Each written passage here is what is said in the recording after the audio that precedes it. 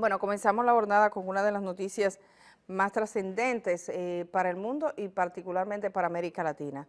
El expresidente brasileño Luiz Inácio Lula da Silva ha sido condenado a 9 años de prisión.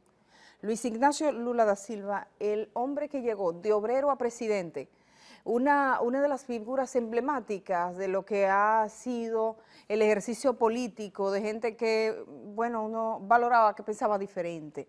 En el caso de Lula, a mí particularmente, escuchar la historia de Lula, ver la historia de Lula, era algo que me resultaba muy satisfactorio y nosotros veíamos con ilusión, incluso como hasta casi con envidia, que Brasil tuviese un presidente como Lula que logró sacar de la pobreza a más de 1 millón de brasileños.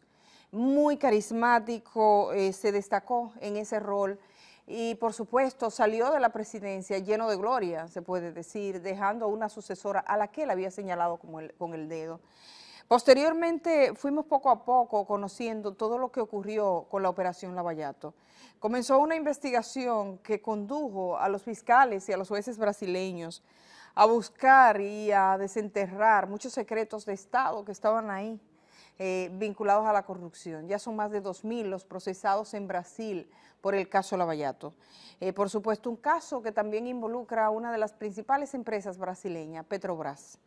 Lula es probablemente la víctima más notable de todo este proceso, o digamos no víctima porque sería tomar partido, no sabemos todavía, sería en todo caso el involucrado, la persona que cae desde lo alto de la cima del poder en este proceso, que se ha llevado por sí mismo a muchos de los funcionarios públicos, diputados, senadores y gente de poder en Brasil.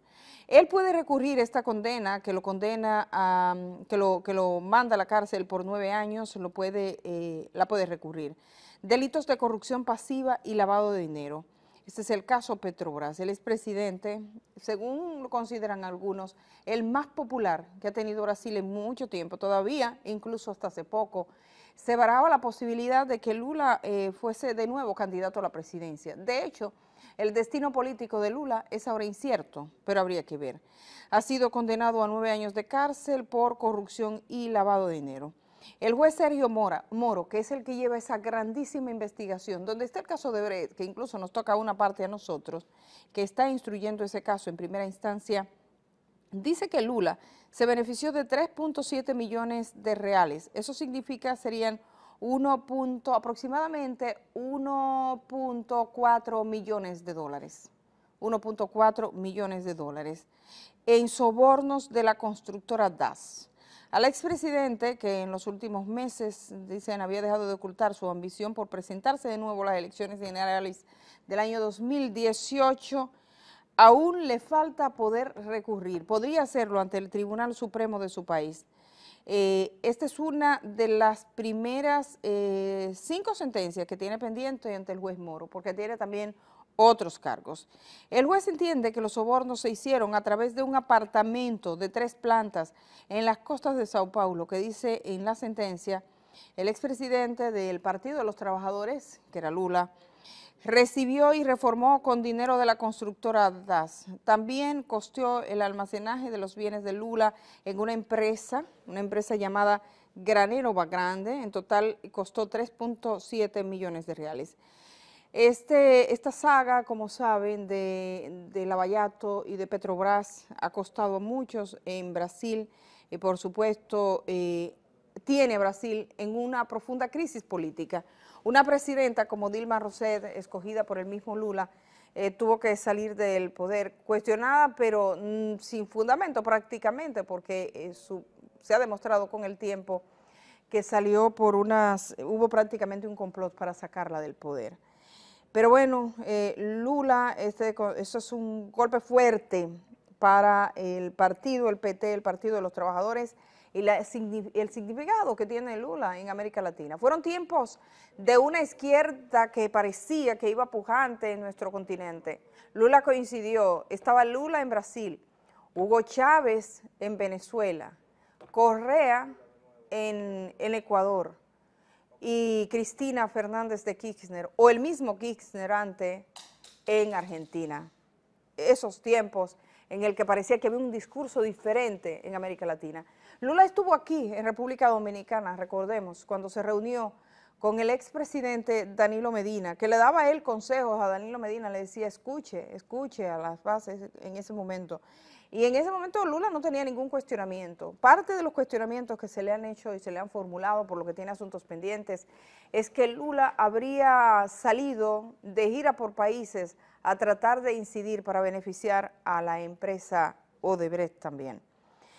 Así que ya ustedes saben, más adelante vamos a ver las reacciones tanto del PT, las reacciones que haya podido tener el mismo Lula. Todavía es pronto, esta es una información que apenas ahora estamos recibiendo.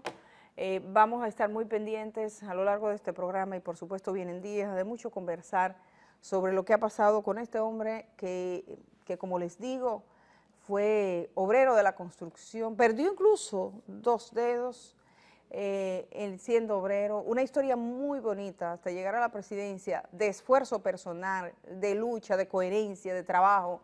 Hay quienes dicen que detrás de todo esto hay un gran plan, hay quienes ven con escepticismo lo que ha pasado con algunos de los dirigentes más notables de la izquierda de América Latina. No obstante, vamos a tener que acercarnos a lo que ha pasado aquí. Yo sí, a mí me ha extrañado un poco quizás la pasividad del gobierno de Lula, que bajo su mandato quizás fue incapaz de combatir adecuadamente el tema de la corrupción. Muchos dirigentes y muchos funcionarios del partido al que él prodigaba, del partido que él dirigía, están ahora mismo en prisión.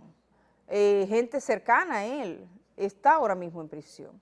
No es una historia muy diferente a lo que ha pasado, por ejemplo, en Colombia, pero en Colombia el presidente del partido no cayó nunca. Aquí algunos dicen que los cañones estaban dirigidos hacia Lula. Ahora, si ustedes se ponen a pensar en la cantidad de dinero, cuando ustedes ven aquí los dineros que se habla en República Dominicana, ustedes dicen, ay, Brasil. Estamos hablando de, vamos a redondearlo, 46, 65, aproximadamente 65 millones de pesos. Vamos a poner 65 millones de pesos, por lo que se le está condenando a 9 años. Aquí en República Dominicana eso es paja de coco, de 65 millones. Aquí hay gente que va y declara y pasa de un estado a otro de manera soberbia, tiene bienes que no puede justificar. Si se sometieran al sedazo del escrutinio del juez Moro por un día, caen casi todos. Aquí, caen casi todos, o sea, por esa cantidad. Es un apartamento además. Pero bueno, vamos a estar pendientes. 9 años de prisión para uno de los presidentes más emblemáticos que tuvo la izquierda latinoamericana en estos tiempos. No es de cumplimiento inmediato. Esta es una sentencia que seguro será recurrida ante el Tribunal Supremo de Brasil.